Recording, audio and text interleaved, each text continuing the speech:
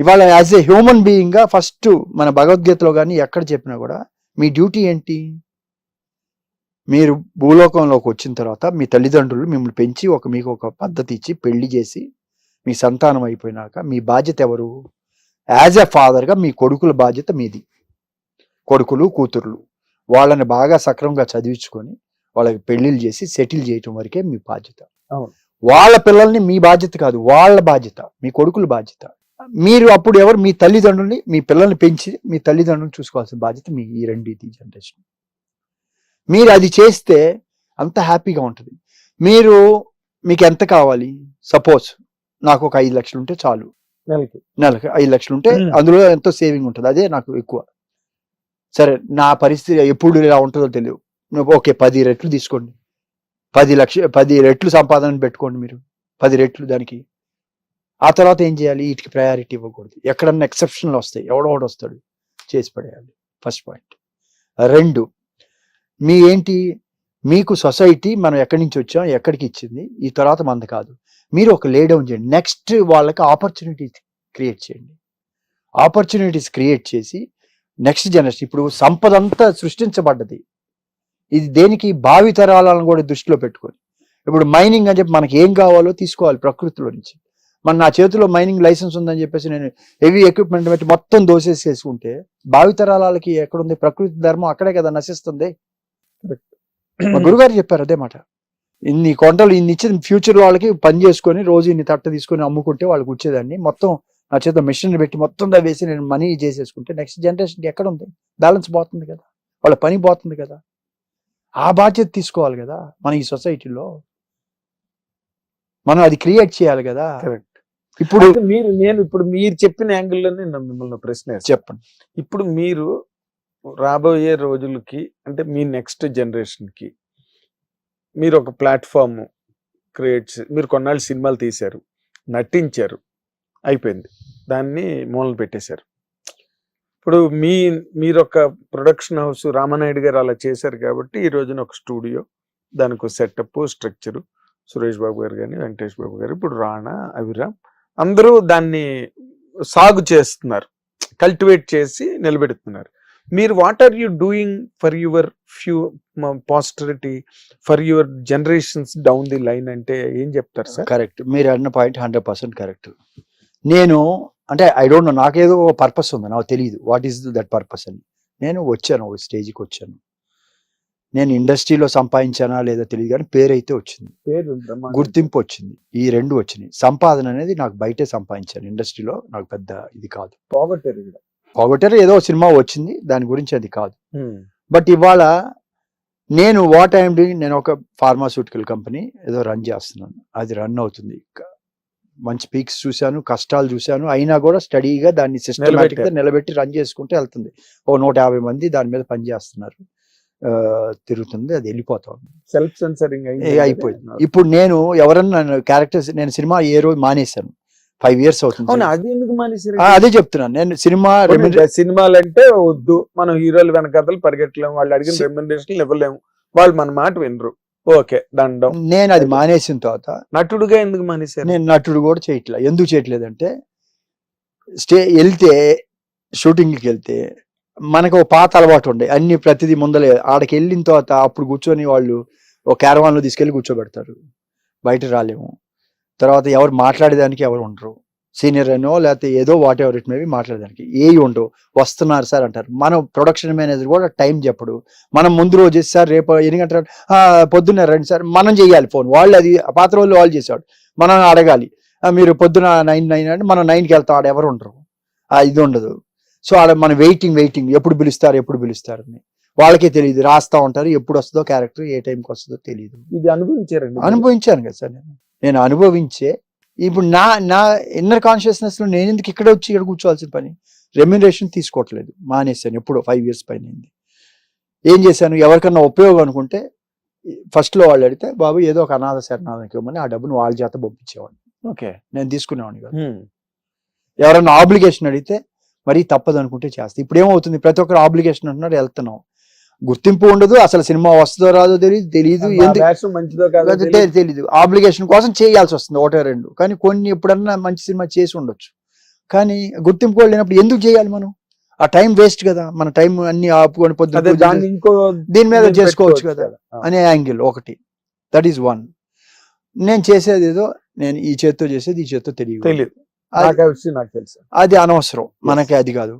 ఇప్పుడు నా కార్యక్రమం ఏంది? పొద్దున్న వేస్తే భగవద్గీత, శివపురాణం, లేకపోతే బుక్స్ చదువుకోవటం, మెడిటేషన్లో ఉంటాం, ప్రశాంత్కి ఏదన్నా ఎప్పుడన్నా ఇవి వస్తే నాకు తెలియకుండా జరిగిన కొన్ని వస్తే చాలా మంది ఫాలో అయ్యి అడుగుతూ ఉంటారు, నాకు తెలిసి నేను చెప్పటం నేర్చుకుంటాను. ధర్మ సందేహాలు అంతే అంతేనా? అంతే, అదే చేస్తున్నా, తృప్తి, హ్యాపీగా ఉన్నా. ఇప్పుడు మన సినిమా ఇండస్ట్రీలో ఇటీవల రోజుల్లో అంటే మీరు ఓపెన్ గా మాట్లాడే దానికి ఒక ఇది ఉండాలి సార్ మనిషికి. అంటే అందరూ మాట్లాడలేరు. అవును. దానిలో లౌక్యాలు ఉంటాయి, మొహమాటాలు ఉంటాయి, బిడియాలు ఉంటాయి, ఏవో కాంప్రమైజ్లు ఉంటాయి. గబుక్కుని అందరూ అన్ని మాట్లాడి శత్రువు అయిపోతాం. ఏదో అయినా నాకే ఇప్పుడు ఫాలో సమ్ రీజన్. అవును. ఇప్పుడు మనకి సినిమా ఇండస్ట్రీలో రాజకీయాలు ప్రవేశించి మీరు కూడా కొంత రాజకీయ ఇది మీకు స్నేహితులు అనుకోటి ఉన్నాయి కాబట్టి ఇప్పుడు సినిమా ఇండస్ట్రీలో రాజకీయాలు వచ్చి సినిమా ఇండస్ట్రీలో ఒకరినొకరు తిట్టుకుని అవన్నీ కూడా కేసుల కింద తయారై ఫైనల్ గా ఇప్పుడు పోసాని మురళి లాంటి. నిజంగా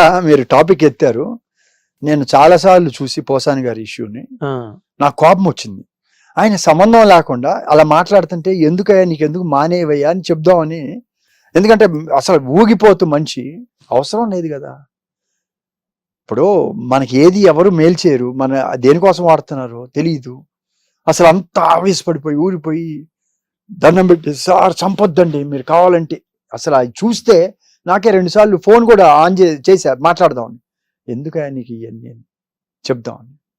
ఇవాళ ఎవరు పాపం మళ్ళీ అనుభవిస్తున్నారు కదా. ఇవాళ ఇప్పుడు ఆయన పెళ్ళం బిడ్డలు బాధపడుతున్నారు. ఎవరైనా ఏం కావాలి? ఇప్పుడు మీరు మన పక్కన పొలిటీషియన్ ఉన్నారు, లేకపోతే మనకి బాగుందని అనుకుంటాం మనం. ఏదైనా ప్రాబ్లం వస్తే రోజుల్లో ఎప్పుడు ఎల్లకాలం ఉండవు కదా. ఇప్పుడు మళ్ళీ నాకు సంబంధం లేదు సజ్జల రామకృష్ణారెడ్డి మాట్లాడించారని చెప్పి ఇప్పుడు కొత్త వెర్షన్ విలువ పోతుంది కదా సార్, మీ క్యారెక్టర్ పోతుంది కదా. నువ్వు అది కాదు కదా, క్యారెక్టర్ కాదు కదా. నీ క్యారెక్టర్ పోయినాక జీవితం ఏంది సార్? లైఫ్ మనిషికి క్యారెక్టర్ పోయినాక, క్యారెక్టర్ ఉన్నంత వరకు ఉంటాం సార్, క్యారెక్టర్ లేనాక ఇంకా బెస్ట్ నో యూస్లెస్. మనం అది కాపాడుకోవాలి కదా. అవునండి. ఇప్పుడు నేను I know him, Posani Murali Pachuri Gopalakrishna గారి దగ్గర నుంచి ఉన్నప్పటి నుంచి తెలుసు, అప్పటి నుంచి తెలుసు. అది చూశాను, ఇది చూశాను, అది చూశాను, అన్ని చూశాను సార్. ఇవన్నీ ఈ హోదాలు ఇవన్నీ పర్మనెంట్ కాదు సార్. ఒక ఆర్టిస్ట్ గా పుడతాం అనేది అదృష్టం. ఆర్టిస్ట్ ని అందరూ అదృష్టం, అందరూ హ్యాపీగా ప్రేమగా ఉంటారు. పదవి ఉన్నా లేకపోయినా, అధికారం ఉన్నా లేకపోయినా ప్రజలు అదే ప్రేమతో ఉంటారు. మరి మనం ఎందుకు సార్ దాంట్లోనే ఉండాలి కదా హ్యాపీగా. మరి ఎందుకు మీరు ఫోన్ చేసి చెప్పలేదు మురళికి? నేను కాదు, మీడియా దగ్గర నేను ఆ రోజు చూశాను, చాలా ఇదైంది. తర్వాత ఒకసారి చేసా, తీలా, సరే ఇంకా వదిలేసా. కనపడితే చెప్దాం అనుకున్నా, ఏంటి నువ్వు దిస్ ఇస్ రాంగ్, నువ్వు ఎందుకు నీకేం పని అని చెప్దాం అనుకున్నా మనస్ఫూర్తి. ఎందుకో ఎవరైనా మన దీంట్లో ఉన్నాళ్ళు కదా, you should not be carried, film ఫ్యాక్టరీలో ఉన్నాళ్ళు కదా. అది ఇప్పుడు ఇవాళ ఎవరు బాధపడుతున్నారు? అది ఎన్నాళ్ళు జరుగుతుందో కూడా తెలీదు. అంత అక్కర్లేదు కదా పర్సనల్ గా. ఎందుకు నీకెందుకు? వై సిద్ధాంతపరంగా ఏదైనా మాట్లాడండి. ఇప్పుడు నువ్వు పార్టీలో ఉన్నావు, పార్టీ మాట్లాడు, నేను ఇంకో పార్టీ మాట్లాడను. అయినా కూడా ఇప్పుడు ఎందుకు మాట్లాడలేదు? మనకేదో మీడియా ఉందని మనం చెప్తే కరెక్ట్ కాదు కదా. చిరంజీవి గారు చెప్పారు నాకు, అల్లు రామలింగ గారు చెప్పారంట, దాటినంత వరకు నీ కంట్రోల్లో ఉంటుంది, దాటిన తర్వాత యు ఆర్ ఆన్సరబుల్ అని ఆయన ఎన్నోసార్లు చెప్పారు. అది పెదవి దాటిన మాట నీకు ప్రభువు. అవును, పెదవి దాటినంత వరకు నువ్వు ప్రభు ఆయన చెప్పాడు. ఇలా చెప్పారండి అని చిరంజీవి గారు చెప్పారు. ఆయన అవును నాకు చెప్పినప్పుడు చెప్పాడు, మాట దాటినంత వరకు మన కంట్రోల్ ఉంటుంది, దాటినాక ఇక మనం దానికి బానిసలు అయిపోతాం. సో చాలా మీరు నిజంగా మీరు రెగ్యులర్ గా ఇంటర్వ్యూలు, రెగ్యులర్ గా మీడియాలో మాట్లాడుతుంటే ఆలోచన విధానాల్లో చాలా వరకు మార్పు ప్రభావితం అవుతారండి. ఎందుకంటే మీరు ఏదో ఆశించో, లేకపోతే ఇలా మాట్లాడితే నాకు ఒక డేట్లు వస్తాయనో, లేకపోతే ఇలాగ మనం గనక ఇలా కనెక్షన్ పెట్టుకుంటే ఒక ప్రాజెక్ట్ చేయొచ్చనో, అలాంటి ఆలోచనలు ఏమి మీకు లేవు. బండ సున్నా అవన్నీ కూడా. తిరిగి కావాలంటే ఫిలాసఫీ చెప్పి పంపించగలరు. ఒకవేళ ఎవరైనా ఏ ప్రభాస్ లాంటి వాళ్ళు మీకు ఫోన్ చేసి సార్ సినిమా చేద్దాం సార్ అంటే మీరు తిరిగి ఒక ఉపదేశం ఇచ్చి మీరు నీకు తెలియదు నీ పూర్వజన్మ గురించి అని చెప్పి మరీ పంపించగలరు మీరు. సార్ సో మీకు నేను ఎందుకు ఈ మాట అన్నానంటే because you have seen all shades of life. ఈ రోజు it is not big game for you. ఇది వెంకటేష్ బాబు దగ్గరికి వెళ్ళి నేను సినిమా చేస్తాను, సురేష్ బాబుకి ఒక ఫోన్ చాలు, ఒక కథ మంచి కథ. మ్యాక్సిమం వాళ్ళు ఏం అడుగుతారు మిమ్మల్ని, ఓ మంచి కథ పట్టరామంటారు, సింపుల్ అంతే. రాణా ఇప్పుడు international figure Rana, and Abhiram is also on and off doing. మీ క్యాంపులోనే బోల్డ్ మంది హీరోలు ఉన్నారు. అంటే మనం ట్రాక్ లో లేనప్పుడు మనం ఏ ఫీల్డ్ లోకైనా సరే ఎక్స్పీరియన్స్ కావాలి సార్, కొంచెం కనీసం పరిశీలించాలి. అది లేదు, అది లేని వాళ్ళే వచ్చి చేస్తున్నారు. మనం ఏంటంటే ఇవాళ మారిపోయింది, డైమెన్షన్స్ మారిపోయినాయి. ప్రొడ్యూసర్ కి ఫ్రాంక్లీ స్పీకింగ్ నేను వాల్యూ ఉందంటే పాత రోజు ప్రొడ్యూసర్ కి ఇవాళ ప్రొడ్యూసర్ కి ఆ వాల్యూ లేదు సార్. ఇవాళ producer is only cashier, only cashier. ఎందుకంటే అంతకన్నా ఏం లేదు. What ever it may be. నేనంటే క్యాషియర్ అనేది తక్కువ మాట్లాడుంటా, వాళ్ళు అంతే చెప్తారు ఏమి. And they don't allow you to come in side also కదా. బేసిక్ గా ఒకటే పేరుకి మనం ఉంటాం కానీ వాళ్ళు ఏం ఉండవు. వాళ్ళు ఏం చేస్తారో వాళ్ళు ఇంత డబ్బు ఉంటే ఇవ్వటమే, అదే పరిస్థితి. అదేలేండి. అంటే ఇప్పుడు మీరు నార్మల్ గా ఇప్పుడు కొత్త డైరెక్టర్లు చాలా మందిని రికాల్ చేస్తున్నారు. కొత్త డైరెక్టర్లు అందరూ వాళ్ళ ఆలోచనలు అన్ని విధానం కొత్తగా ఉంటున్నాయండి. వాళ్ళ మనం పట్టుకురావాలి, ఈ ఆర్టిస్ట్ ని పట్టుకురావాలి అని. అలాగే ఎవరైనా మిమ్మల్ని అప్రోచ్ అయితే చేస్తారా సార్ నిజంగా మంచి క్యారెక్టర్ అయ్యి? అంటే నేను ఒకటే అడుగుతా, నేను డబ్బులు రెమ్యునరేషన్ తీసుకోవట్లేదు. ఎవరైనా మంచి క్యారెక్టర్ అయితే చేస్తాను. ఎందుకు చేస్తానంటే ఇవాళ ఏమవుతుందంటే అది అసలు వెళ్తుందా లేదా ఆడియన్స్ లో కూడా తెలియదు. ఇవాళ ఎన్ని సినిమాలు ఆగిపోతున్నాయి. ఇప్పుడు చేసి కూడా వాళ్ళు జెన్యూన్ కాదు. నేను చాలా మంది వస్తారు, వాళ్ళు మీరు అబద్ధం ఇవన్నీ కరెక్ట్ జరగవండి, మీరు అన్ని ఇంతలో ఎలా తీయగలరు అని నేను చాలాసార్లు అడిగాను. నేను అడిగితే వాళ్ళు లేదంటే ఇది వచ్చేస్తుందండి. అది ఎన్ని చూస్తాం రోజు ఛాంబర్ లో, ఎన్ని చూస్తాం, ఎన్ని గొడవలు ఉంటాయి. ఇప్పుడు తెలుసు కదా సార్. ఇప్పుడు రవికిషోర్ గారు ఎందుకు మానేశారు మొన్న దెబ్బకి? దేని దెబ్బకి మానేశారు? మొన్న ఇది ఆ ఇష్యూ, అదే వాళ్ళ సినిమా రామ్ దేదో ఇదైంది కదా, పూరి వాళ్ళు ఎంత కష్టపడ్డారు ఇంత చేసి. పూరి గారు అంత ఇదే చేసి, ఇప్పుడు టైం ఎప్పుడు ఒకలాగా ఉండదు కదా. కానీ ఇప్పుడు కొంతమందికి ఎప్పుడు ఒకలాగే ఉంటుంది టైం. కొన్ని రోజులే సార్, అన్ని రోజులు కాదు sir. But of the record నేను మాట్లాడను కానీ అయిపోయి నాకు చెప్తాను. నేను దీంతో సంబంధం లేదు, మీ మైండ్ లో పెట్టుకోండి. అంటే మన బాధ్యత కూడా ఉండాలి అని నేను అంటున్నా. ఎవరైనా సరే మన సక్సెస్ అనేది ఎప్పుడు 100% మీతోనే ఉండదు. ఒక స్టేజ్ వచ్చిన తర్వాత మనం కనీసం అప్పుడైనా మన వాల్యూస్ని ఇంప్లిమెంట్ చేసి, మన అయితే ఈ ఇండస్ట్రీని, మా గురుగారు చెప్పారు, ఇండస్ట్రీ స్టార్డమ్ అన్ని పోతాయని చెప్పారు. ఎప్పుడూ చెప్పారు, తగ్గిపోతుంది, స్లోగా డిక్రీజ్ అవుతుందని చెప్పారు. సో మీరు దాన్ని సస్టైన్ చేయండి యాజ్ ఎ బాధ్యతగా. మీకు ఇండస్ట్రీ గౌరవాన్ని సస్టైన్ చేయమని రిక్వెస్ట్ చేస్తున్నాను. నేను ఐఎమ్ రిక్వెస్టింగ్. చాలా అంటే గొప్ప ఆబ్జెక్టివ్ గా మీ బాధ్యత. ఒక స్టేజ్ తర్వాత వద్దు. మీరు పెద్దవాళ్ళు ఇవాళ ఎల్డర్లీ కోసం, ఇవాళ అమితాబ్ బచ్చన్ గారు ఎంత దీనికి వెళ్ళి ఆయన చిన్న క్యారెక్టర్లు కూడా చేశాడు. ఎంత తక్కువ రెమ్యునరేషన్ తెలుసా? అవును, క్యారెక్టర్స్ ని బట్టి. అటువంటి ఎస్, మీకు ఆర్టిస్ట్ గా థ్రస్ట్ ఉంటే చేయండి, ఎంకరేజ్ చేయండి, కొత్త వాళ్ళని తీసుకురండి, వాళ్ళతో చేయండి, ఇండస్ట్రీని పెంచండి. మీకు డబ్బులు ఇంపార్టెంట్ కాదు, డబ్బు అయిపోయింది. అది అదే కొన్ని క్యాంపులకి డబ్బు అక్కర్లా. You do that more than sufficient లో యు డూ దట్. ఇప్పుడు సురేష్ వాళ్ళు చేస్తుంది ఏంది, తీసుకొని ప్రమోషన్ చేస్తున్నారు, వాళ్ళకి పైసా ఖర్చు హెల్ప్ చేస్తున్నారు. మంచి క్యారెక్టర్ తీసుకున్నా వాళ్ళ మోర్ ఇంపార్టెంట్లీ అలా చేయండి. రాణాకి నిజంగా హ్యాట్స్ ఆఫ్. ఎందుకు అంటే తను నిలబెడుతున్నాడు. మొన్న ఒక సినిమా ఫంక్షన్ కి అప్పటికప్పుడు కిందకి వెళ్ళి రిక్వెస్ట్ చేశారు, రాణా స్టూడియోలో ఉన్నారని తెలిసి. వెంటనే ఆన్ ది స్పాట్, అదేంటి నాకు ముందు చెప్పకుండా ఇప్పుడు వచ్చి చెప్తున్నారు, 4 రోజుల ముందైనా చెప్పాలి కదా ఏమన్నా ప్రోగ్రామ్ అని. ఇలా అనలేదండి, ఆన్ ది స్పాట్ పిలిచారు, కిందనున్నాడు, వెంటనే మీదకి వచ్చి. ఎందుకంటే రాణా వస్తే దానికి ఒక మంచి కనీసం అది ఇది మీరు ఇండస్ట్రీకి గివ్ బ్యాక్. అదే అదే సురేష్ బాబు ఇస్ డూయింగ్. నేను అది చేయాలి, చిరంజీవి గారు చేయాలి. ఇప్పుడు అంటే ఇప్పుడున్న స్టార్ అందరు హీరోలు చేయండి అట్లీస్ట్. అంటే నువ్వు యాజ్ ఎ ప్రొడ్యూసర్ గా నువ్వు డైరెక్టర్లతో హీరోలతో నువ్వు మాట్లాడేటప్పుడు నువ్వు 1 year స్పాన్, నువ్వు ఎన్ని రోజులు షూట్, ఆ రోజు దాటకుండా చేయమని చెప్పండి కనీసం. కరెక్ట్. ఇంట్రెస్ట్ పడ్డం తగ్గుద్ది.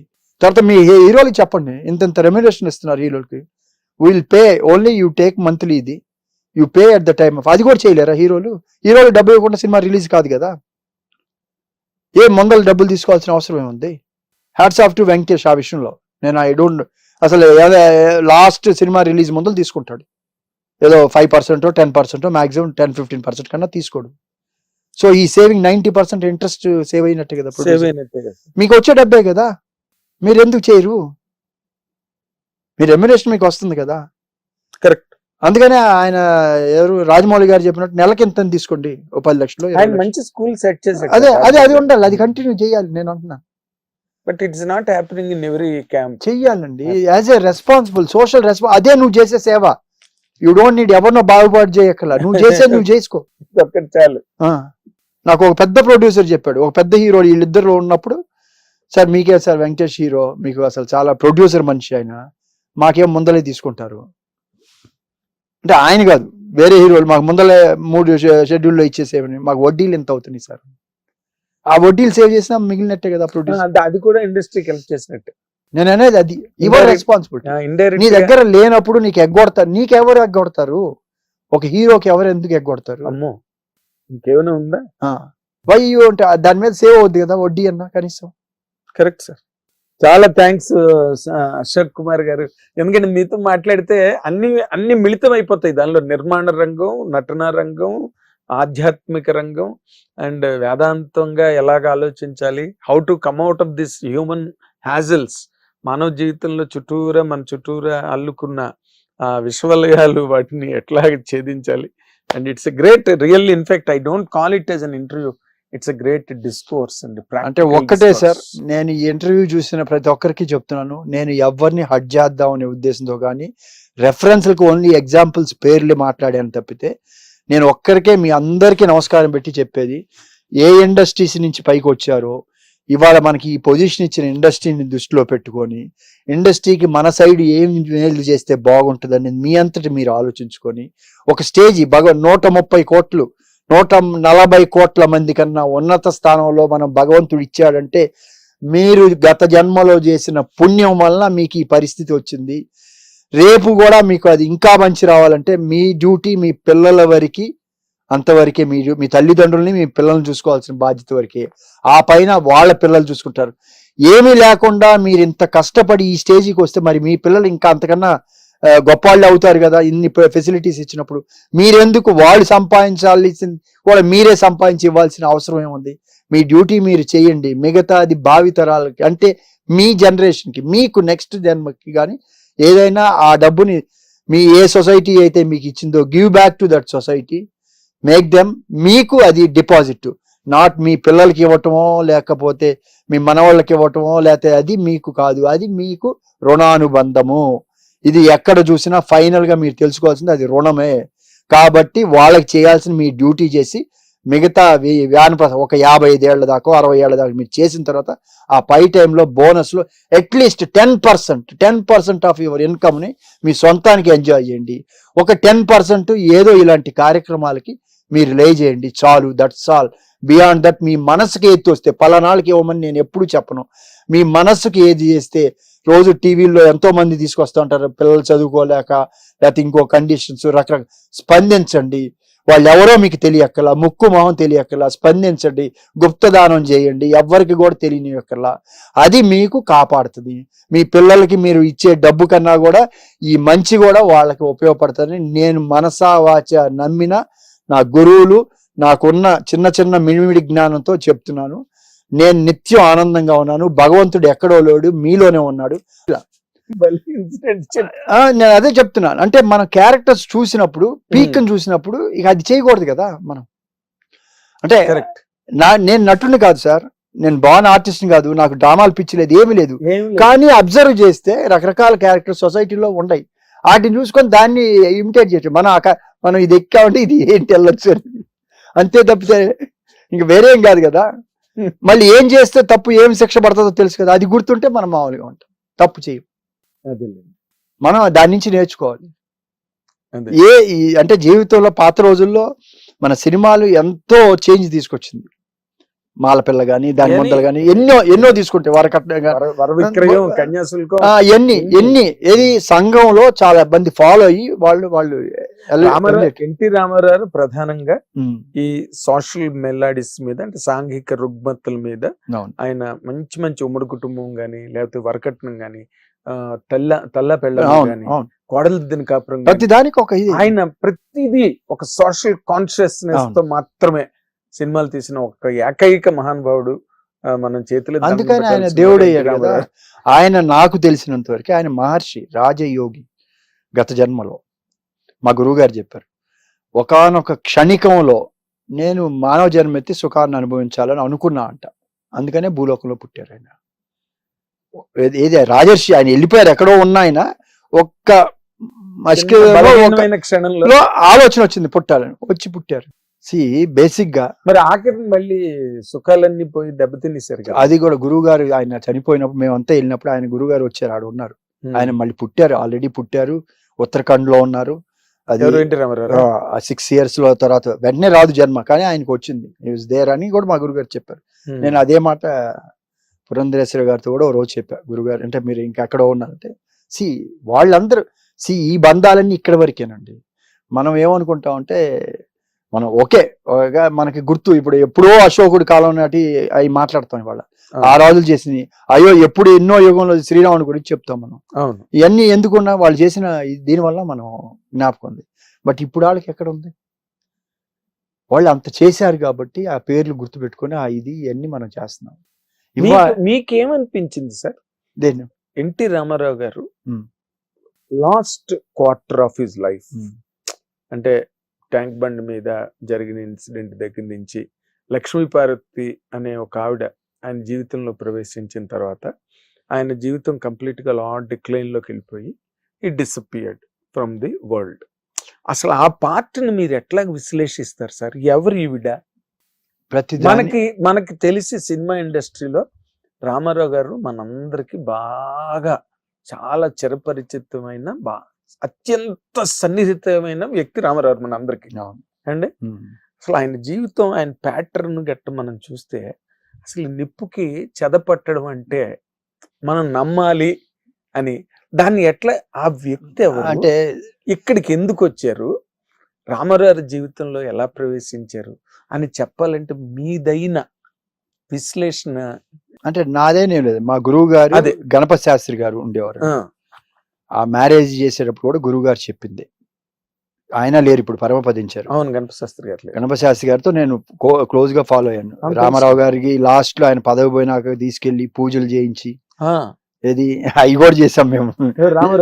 రామారావు గారిని తీసుకెళ్లి మేము, రామారావు గారు, లక్ష్మీపార్వతి గారు వీళ్ళు వచ్చి ఉన్నారు, వచ్చారు. రామ కూడా వచ్చింది లక్ష్మి. అంటే మా గురువు గారు చెప్పారు, ఎందుకంటే ఇప్పుడు అయిపోయారు, ఆయన లేరు, కానీ నేను సాక్ష్యం ఏం జరిగింది అనేది. రామారావు గారికి నీచ భంగ రాజయోగం జాతకంలో, ఈమెకి నీచ భంగ రాజయోగం, ఈమెకి. ఆయనకి నీచ చండాల యోగం. వాటి కాంబినేషన్ అండి. నీచ చండాల యోగం, ఈమెకి నీచ భంగ రాజయోగం. కాబట్టి ఆయన అప్పటికి పెళ్లి అయినాక ఆయన ఏంటి, ఆయన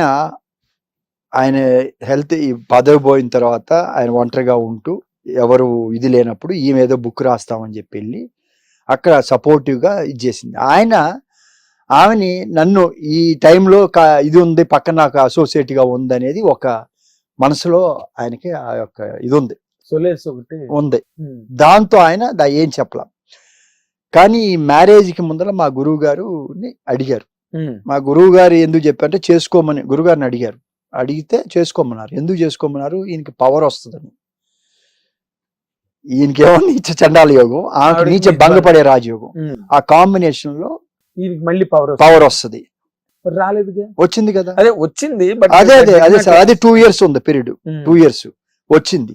అందుకనే రామారావు గారు వీళ్ళు ప్రచారానికి వెళ్ళినప్పుడు కూడా ఆమె పక్కన ఈయన వేసుకొని వెళ్ళినా, వాళ్ళు ఇద్దరు మూవ్మెంట్ చేసినా మొత్తం ప్రజలు బ్రహ్మరథం పట్టారు, పవర్ వచ్చింది.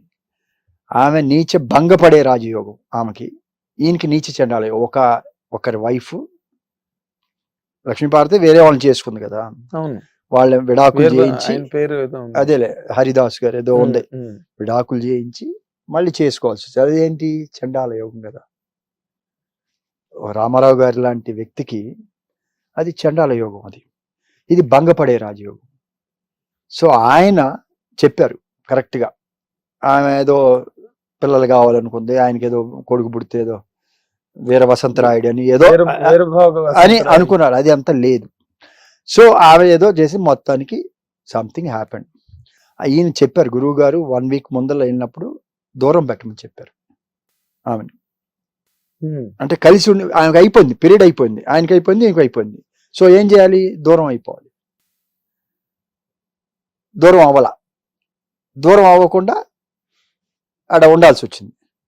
దూరం పెట్టుంటే ఆయన బతికేవాడు, ప్రధాని కూడా అయ్యి ఉండొచ్చు. ఆయన బతికితే ప్రధాని, అంతే, థిన్ లైన్ మధ్యలో.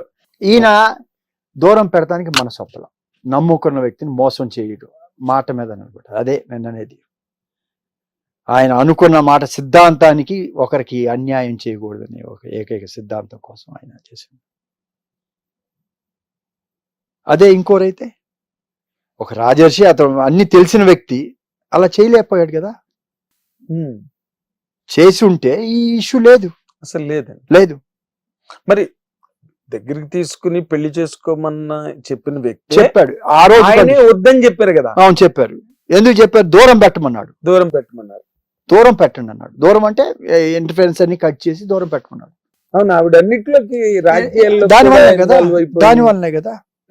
ఇప్పుడు ఇది కాంట్రవర్సీ అవుతుంది నాకు తెలియదు, ఏం కాంట్రవర్సీ అంటే నేను అనేది కొన్ని యాంగిల్స్. ఇప్పుడు అది నేను చూశాను, అది అయిపోయింది. అది తర్వాత రామారావు గారి ఇది అయిపోయినాక మా గురువు గారు కూడా, ఆయన లేరు, శివానందమూర్తి గారు కూడా లేరు, లేరుగా ట్యాంక్ బండికి వచ్చారు. అదే రోజు నేను వెళ్ళాను, నేను నాగేశ్వరరావు గారు అందరు చాలా మంది వెళ్ళారు దానికి, దీనికి ట్యాంక్ బండి దగ్గర. ఆయన గురుగారు వచ్చారు. ఆత్మ అదే చూసి చాలా క్షోభపడ్డది. అవునా, అంటే ఆయన పిల్లలు ఇలా ఇది అవటం ఆయన తట్టుకోలేకపోయారు సార్ కదా. ఎంత డిసిప్లిన్డ్ ఫ్యామిలీ, ఎంత డిసిప్లిన్ ఫ్యామిలీ, తట్టుకోలేకపోయారు కదా. అవును, అంటే బాధపడ్డది. అంటే ఈ క్షణంలో ఆలోచించి ఎందుకు కోరుకున్నా, అది కర్మఫలం. ఇదేంటి గత జన్మలో దీని ఎఫెక్ట్ వల్ల అవన్నీ అనుభవించాలి. ఎవరి ఎంత పెద్దాళ్ళకైనా, ఎంత పెద్దాళ్ళకైనా. ఆయన మహర్షి, రాజర్షి, అసలు అవసరం లేదు, ఒక్క క్షణం ఆలోచన వచ్చింది, పుట్టారు. నేను అంటాను మీ ఆయన పిల్లలుగా ఎంత అదృష్టవంతులు, రామారావు పిల్లలు అంటే ఎంత అదృష్టవంతులు, ఎంత పద్ధతి, ఎంత డిసిప్లిన్, అసలు ఎంత ఇది మనిషి. సి యు కెనాట్, ఎందుకు క్యారెక్టర్ ఆయనలో స్వతహా ఆడి నుంచి వచ్చారు. ఈ క్యారెక్టర్ చేయటం వల్ల నరనరాలు జీర్ణించుకుని ఒక దేవుళ్ళనే కదా ఆయన. ఏం స్వయంభూ, అంతే కదా, స్వయంభూలాగైనా. సో ఏ క్యారెక్టర్ లోకి వెళ్ళినా ఇవాళ మాట్లాడి, ఇవాళ ఉంది, ఇవాళ మనం వెళ్ళాం ఇందాక. అవును, మరి ఈ రోజున ఎంతమంది గుర్తు పెట్టుకొని వస్తారు వాళ్ళ పిల్లలు. గొప్పతనం, ఆవిడ గొప్పతనం అసలు రామారావు. ఇవాళ ఎంతమంది ఫ్యామిలీ మెంబర్స్ అందరూ వచ్చి, మరి ఆ సంస్కారమే కదా పిల్లల్లో ఉంది.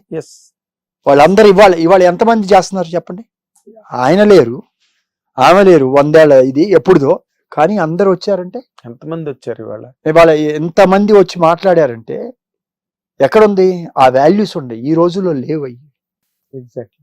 సి ఇది ఎందుకు చెప్పానంటే, కాదు కదా, ఇందాక మీరు మాట చెప్తున్నారు, రామారావు అభిమానులు, నందమూరి అభిమానులు ఆత్మని చూసారండి శివానందమూర్తి గారు. చూశారు, ఆయన చూసారు, ఆయన తెలుసు కదా. ఆయన ఆయన బాధపడుతుంది, క్షోభిస్తుంది, పైనుంచి చూస్తున్నారు. అంటే ఇక్కడ వాళ్ళు ఈ దీని దగ్గర ఎందుకు కోరుకున్నానా అని క్షోభించింది. నేను ఎందుకు ఇక్కడ పుట్టాలని కోరుకున్నానా క్షోభించింది. అప్పుడు తర్వాత మళ్ళీ మేము ఒక 6 సంవత్సరాల క్రితం, 5 సంవత్సరాల తర్వాత అక్కడికి వెళ్ళినప్పుడు చెప్పారు, ఇక్కడ పుట్టారు రామారావు గారు, తపస్సు చిన్న వయసు నుంచే మళ్ళీ ఉత్తరాఖండ్ లో చెప్పారు. ఓకే, ఓకే, ఇక్కడ పుట్టి ఇది చేసుకుంటున్నారు. వెంటనే వచ్చింది ఆయనకి, ఎందుకంటే పుణ్యాత్ముడు కదా, ఎంతో మహనీయుడు, ఎన్నో చేశాడు ఆయన.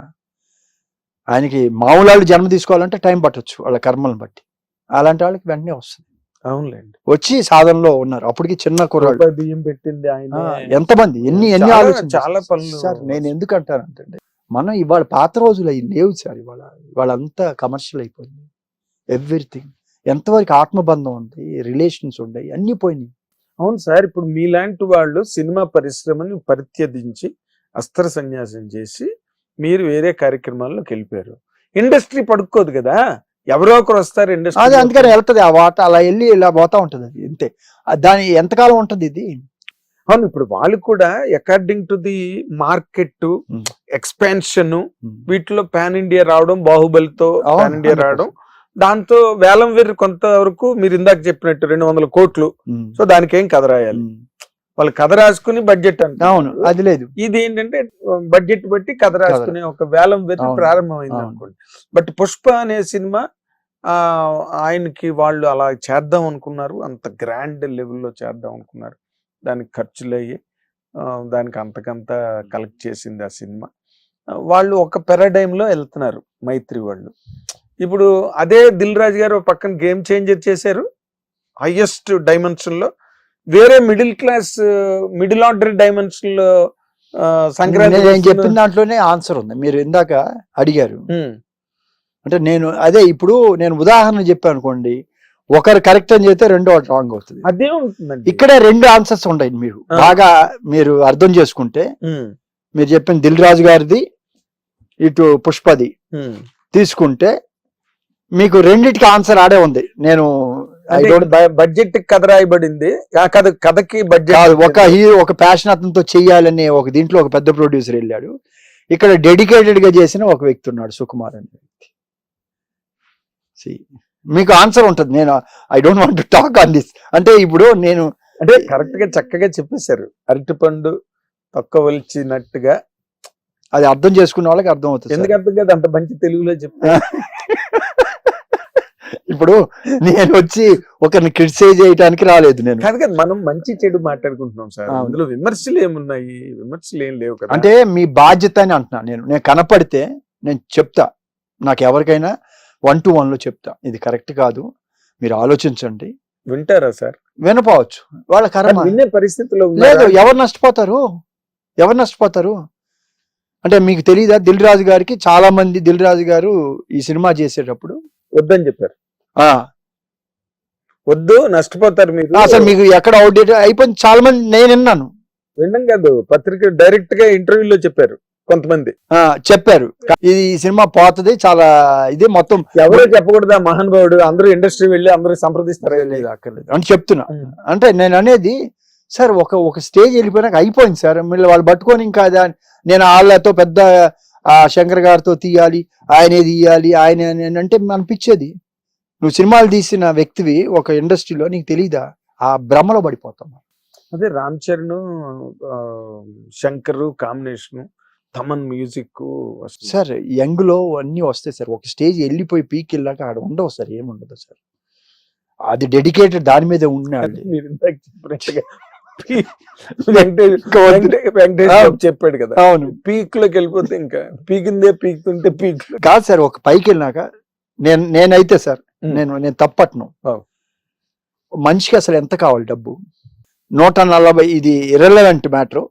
రిలవెంట్ కాదు, ప్రతిదీ రిలవెంట్. ఇవాళ రేపు 143 crore పీపుల్ మన దేశ జనాభా. దేశ జనాభా 143 కోట్లలో రీసెంట్ గా 2 days బ్యాక్ ఒక సర్వే వచ్చింది. 10% అంటే 14 కోట్ల మంది, 14 కోట్ల 10 కోట్ల మంది ఉన్నారు. 10 కోట్ల మంది ప్రజలు ఏది కావాలన్నా, అంటే ఏం కావాలన్నా శ్రమ పడకుండా స్పెండ్ చేయగలిగే పొజిషన్ లో ఉన్నారు అన్నాడు. అంటే ఏది కావాలంటే నేను స్పెషల్ ఫ్లైట్ వేసి వెళ్దామని కాదు, విమానాలు ఇన్ జనరల్ గా విమానాలు వెళ్ళాలంటే వెళ్ళగలను, ఏదో టూర్కి వెళ్ళాలంటే వెళ్ళగలను. లేకపోతే జనరల్ ఆ స్టేజ్ లో ఉన్న వాళ్ళు 10 కోట్ల మంది ఉన్నారు. Okay, 10 or 10%. మిగతా 130 కోట్ల మంది ఆ స్టేజ్ లో లేరు. దిస్ ఈజ్ 2 days బ్యాక్ వచ్చిన సర్వే లేటెస్ట్. 4 months బ్యాక్ ఒక సర్వే వచ్చింది. ఏంటంటే 10% ఆఫ్ ద పాపులేషన్ చాలా ఉన్నతమైన స్థితికి వెళ్ళిపోయారు. దేశం అంటే ఈ సంవత్సరం పావర్టీ లైన్ లో నుంచి పెరిగిపోయారు. వాళ్ళ income between 8 to 10 lakhs per annum. అంటే 10% అంటే 14 కోట్ల మంది ఆ స్టేజ్కి ఈ సంవత్సరం పెరిగింది, భారతదేశం అభివృద్ధి చెందిందని ఒక 4 months బ్యాక్ ఒక ఇంటర్వ్యూ వచ్చింది, ఒక స్టాటిస్టిక్స్. అంటే ఇవాళ సాఫ్ట్వేర్ లో కానీ చిన్న ఉద్యోగాలు చేసిన 40,000, ఇప్పుడు ₹1,00,000 మాక్సిమం, 80,000 నుంచి ₹1,00,000 వాళ్ళు 14 కోట్ల మంది ఉన్నారు. అవును. ఓకే, దీనికి ముందల నేను చదివింది, నాకు టైం కరెక్ట్ గుర్తులేదు, maybe 8 months or 1 year back, మీ దగ్గర 17 కోట్ల రూపాయలు నెట్ వాల్యూ ఉంటే, అంటే net value in the sense, దీని ప్రాపర్టీ విలువ 17 కోట్లని ఇవాళ పడితే మార్కెట్లో 17 కోట్లకి వెంటనే వెళ్ళిపోవాలి. నేను 35 కోట్లు అని చెప్పి అది అమ్మితే 17 కోట్లు కూడా రాకపోతే దాని వాల్యూ 17 కోట్లే. అర్థమైంది కదా? అంటే న్యాచురల్ వాల్యూ ఉన్న వాళ్ళు 1% అన్నారు. అంటే 1,44,00,000 మంది, 1,44,00,000 మంది దగ్గర 17 కోట్ల నెట్ అసెట్ అంటే ఎనీ టైం లిక్విడ్ అసెట్ లాంటి ఉన్న వాళ్ళు 1% ఆఫ్ ద పాపులేషన్. ఓకే, 70 కోట్లు ఉన్న వాళ్ళు 0.5% ఆఫ్ ద పాపులేషన్, 70 ఉన్నాళ్ళు. అంటే మన దేశ జనాభాలో 1,44,00,000 మందిలో 1,44,00,000 మంది 17 కోట్ల ఆస్తి ఉన్నవాళ్ళు, మన 140 కోట్ల మందిలో. ఓకే, అదే 70 కోట్లు అబోవ్ ఉన్నాళ్ళు 70 లక్షల లోపల ఉన్నాడు. అందులో అదాని వాళ్ళందరూ వస్తారు, వాళ్ళు ఫస్ట్ సెకండ్ లో ఉన్నారు కదా, ఇంకా వరుసలో వస్తే 8 లక్షల నుంచి 10 లక్షల వరకు సంపాదన ఉన్నాడు 10% మంది, అంటే 14 కోట్ల మంది అంత సంపాదన. అంటే వాళ్ళ ఇన్కమ్ 8 to 10 lakhs. 130 కోట్లు లేకపోతే 140 కోట్ల కన్నా ఉన్నతమైన స్థితిలో మనకి భగవంతుడు ఇచ్చాడు. అంటే మనం ఏం పుణ్యం చేసుకున్నామో తెలియదు, ఇంత స్టేజ్ ఇచ్చేటప్పుడు మనం ఎంత హ్యాపీగా ఉండాలి. కరెక్ట్. కానీ నేను నా పై వాళ్ళని గురించి నేను ఆలోచన చేస్తే నాకు అన్హ్యాపీ. నేను నాకన్నా కింద ఉన్న 130 కోట్ల మందిని చూస్తే వెరీ హ్యాపీ. ఇది ఆలోచించేది ఒక మనసే. అటైనా ఆలోచించవచ్చు, ఇటైనా. అంటే ఇలా పోయి అన్హ్యాపీగా ఉండమంటావా, ఇలా పోయి హ్యాపీగా ఉండమంటావా? ఇలా వెళ్ళి హ్యాపీగా ఉండమని చెప్పి అది నువ్వు డెసిషన్ తీసుకోవాలి. ఇప్పుడు ఇవాళ సో కాల్డ్ హీరోస్ అన్నారు, మనం పెద్ద పెద్ద వాళ్ళు ఎంత కష్టపడి వాళ్ళు పైకి వచ్చారు. అవును, ప్రతి ఒక్కరు వాళ్ళ బిగినింగ్ డేస్ లో చూసుకుంటే ఎన్ని వందల వేల రెట్లు ఉన్నారు, అసలు ఉన్నారు కదా. ఇప్పుడు మీ థింకింగ్ ఎలా ఉండాలి? డబ్బు అనేది ప్రయారిటీ కాదు నా లెక్కలో. ఆ పొజిషన్ ఉంటే డబ్బుని గురించి చూడక్కర్లా. మనకి భగవంతుడు, మనకి ఇండస్ట్రీ ఇంత గుర్తింపు తెచ్చింది, దీనికి మన పేరు రావడానికి ఈ ఇండస్ట్రీకి ఏం మంచి చేయాలి అని ఆలోచించుకోవాలి. మనం give back to the society. పాత రోజుల్లో ఏమి ఆపర్చునిటీస్ లేవు. పెద్ద పెద్ద వాళ్ళు ఇప్పుడే చెప్పారు ఇందాక వెళ్ళినప్పుడు, 1,500 ఎకరాలు గన్నవరం ఎయిర్పోర్ట్ కి ఆమె ఇచ్చింది, వాళ్ళ ఫాదర్. గన్నవరం ఎయిర్పోర్ట్ ఇచ్చారు 1,500 ఎకరాలు, ప్లస్ ఆ పక్కన లెప్రసీ కాలనీకి ఇచ్చారు. ఇచ్చారు ఎన్ని వందల ఎకరాలు వాళ్ళు. మరి ఆ రోజు నిన్న ఆపర్చునిటీస్ లేవు కదా. ఇవాళ ఆపర్చునిటీస్ వచ్చినప్పుడు మనం నెక్స్ట్ జనరేషన్ కి ఏమి ఇస్తున్నాం? మనం get my point. Next generation కి ఏమి ఇస్తున్నాం మనం? ఇప్పుడు మీరు చెప్పిన లెక్కల్లో చిరంజీవి గారు ఒకరు చేస్తున్నారు సార్.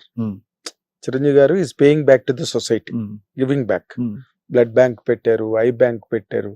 మొన్న కరోనా టైంలో కూడా మన సినీ కార్మికులందరికీ నిత్యావసర వస్తువులన్నీ కూడా సరఫరా చేశారు, దగ్గర నిలబడ్డారు ఆయన. అలాగే ఆక్సిజన్ వ్యాన్స్ అన్నిటిని ఆయన సొంత డబ్బుతో ఎక్కడి నుంచో, అది హ్యాపీనెస్. అండ్ హాస్పిటల్ ఒకటి ఈస్ కన్స్ట్రక్టింగ్ పిఠాపురంలో ఎక్కడో, ఇక్కడే హైదరాబాద్లోనే ఆయన ఫ్రీ మెడికల్ ట్రీట్మెంట్ ఒక హాస్పిటల్ ఆయన ప్లాన్ చేస్తున్నారు. అలాంటిది ఇంకా ఆయన ఫుట్ స్టెప్స్ లో నడవాలి అందరూ. ఇంకా కాదు, నేను ఇంకోటి కూడా చెప్తాను. నేనేమంటానంటే చిరంజీవి గారికి ఒక స్టార్డమ్ వచ్చేసింది, ఎక్కడికో వెళ్ళిపోయారు. ఆయన చూడని స్టార్డమ్ కాదు. అవును, ఇప్పుడు ఇది ఆయన పాలిటిక్స్కి వెళ్ళి మళ్ళీ నాకు వద్దు అని చెప్పి సినిమాల్లోకి వచ్చారు, సినిమా తీశారు.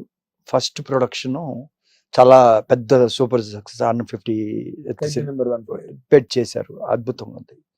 ఇప్పుడు ఆయన అంటే నేను ఆయన సజెషన్ ఇస్తున్నానని కాదు, ఆయన ఇప్పుడు ఏం చూడాలి? ఆయనకి ఇంకా సక్సెస్ అన్ని చూశారు, ఆయన క్యారెక్టర్స్ చూసుకోవాలి. Remuneration is not a criteria. నీకు నచ్చిన క్యారెక్టర్ చేసే ధైర్యంగా, రెమ్యునరేషన్ వచ్చిన దాంట్లో పర్సంటేజ్ పెట్టుకో, చేసి కొత్త ఆర్టిస్ట్ని తీసుకోండి, డైరెక్టర్స్ని తీసుకోండి, చెప్పే కథలు వినండి, క్యారెక్టర్ స్టార్ట్ చేయండి, చేయటం మొదలు పెట్టండి. ఇప్పుడు ఆయన అదే మీరు ఎగ్జాక్ట్ గా you're right on the point. ఇప్పుడు ఆయన చేసే సినిమాలన్నీ కూడా ఇప్పుడు అనిల్ రావిపూడితో చేస్తున్నారు, అండ్ దసరా చేసిన అతను ఓదెల డైరెక్ట్ అతనితో చేస్తున్నారు. ఇలాంటి ఇక్కడ ఏంటంటే రెమ్యునరేషన్ నేను తీసుకోవద్దంట్లా, రెమ్యునరేషన్ పక్కన పెట్టండి. వాట్ ఎవర్ రెమ్యునరేషన్, నీ షేర్ వచ్చిన దాంట్లో నాకు ఇంత నీది. సో దట్ ఏమవుద్ది, ఇప్పుడు మంచి విలువైన క్యారెక్టర్స్ మెసేజెస్ చేయండి మీరు. ఒక స్టేజ్ దాకా డబ్బు అండి, ఒక స్టేజ్ తర్వాత నో వాల్యూ. మనం 10 సార్లు తింటామా, తినలేం కదా. అవును. ఇవాళ యాజ్ ఏ హ్యూమన్ బీయింగ్ గా ఫస్ట్ మన భగవద్గీతలో కానీ ఎక్కడ చెప్పినా కూడా మీ డ్యూటీ ఏంటి, మీరు భూలోకంలోకి వచ్చిన తర్వాత మీ తల్లిదండ్రులు మిమ్మల్ని పెంచి మీకు ఒక పద్ధతి ఇచ్చి పెళ్లి చేసి మీ సంతానం అయిపోయినాక మీ బాధ్యత ఎవరు? యాజ్ ఎ ఫాదర్ గా మీ కొడుకుల బాధ్యత మీది. హిట్ టీవీ యాప్, ఇందులో short news, live news, entertainment shows, movies, digital magazines తో పాటు మీ జిల్లా వార్తలను కూడా ఫ్రీగా చూడొచ్చు. అంతేకాదు కేజీ నుంచి పీజీ వరకు విద్యార్థులకు స్కాలర్షిప్ కూడా అందిస్తున్నాం. ప్రతి వారం 10 మందికి లక్కీ డ్రా ద్వారా ఒక్కొక్కరికి 10,000 రూపాయలు అందిస్తున్నాం. ఇంకెందుకు ఆలస్యం, వెంటనే హిట్ టీవీ యాప్ ని డౌన్లోడ్ చేసుకుని ఫ్రీగా ఎంటర్టైన్మెంట్ పొందండి. Hit TV app. Hit TV app. Please download Hit TV app. Hit TV యాప్ని ఫ్రీగా డౌన్లోడ్ చేసుకొని ఎంజాయ్ చేయండి. మీకు నచ్చిన ఎంటర్టైన్మెంట్ కోసం హిట్ టీవీ యాప్ ని ఫ్రీగా డౌన్లోడ్ చేసుకుని ఎంజాయ్ చేయండి. హిట్ టీవీ యాప్ని డౌన్లోడ్ చేసుకుని ఆస్వాదించండి, ఆశీర్వదించండి. ఇంతమంది సెలబ్రిటీలు హిట్ టీవీ యాప్ ని డౌన్లోడ్ చేసుకోండి అని చెప్తున్నారంటే ఎంత మంచి యాప్ ఆలోచించండి. అమెరికా అమెరికా అమెరికా అమెరికాలో చదవాలనుకునే వాళ్ళకి విశ్వసనీయమైన పేరు మన శౌర్య కన్సల్టెన్సీ. UK లో 1 year masters, UK లో 1 year masters, 2 years work permit up to 5 years visa. Contact Saurya Consultancy. Contact 89851 89851.